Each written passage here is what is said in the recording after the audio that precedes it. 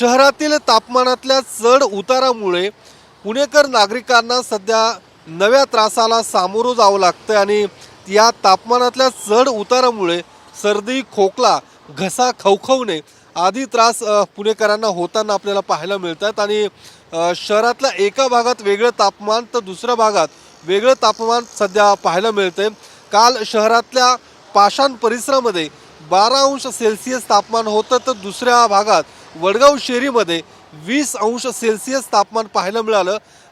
गेल्या काही वर्षांनंतर अशा पद्धतीने तापमानातला हा बदल शहरात पाहायला मिळत आहे आणि खरं तर काही वर्षांपूर्वी शहरातलं एकच तापमान खरं तर पाहायला मिळत होतं। मात्र आता त्या भागातल्या परिस्थितीमुळे त्यासोबतच वातावरणातल्या बदलामुळे अशा पद्धतीने तापमानातला हा बदल आपल्याला पाहायला मिळतो आणि थंडीची चाहूल लागल्यामुळे, थंडी वाढत असल्यामुळे अशा पद्धतीने तापमानामध्ये बदल आणि एकूण हवामानामध्ये बदल आपल्याला पाहायला मिळतो आणि त्याचा त्रास नागरिकांना होताना दिसतोय। कॅमेरामन सुशांत राऊत सह योगेश बोरसे, TV9 मराठी, पुणे।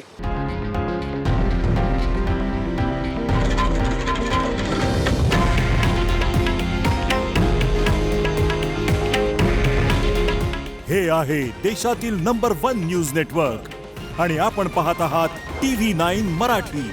काळजी तुमची, हित महाराष्ट्राचं।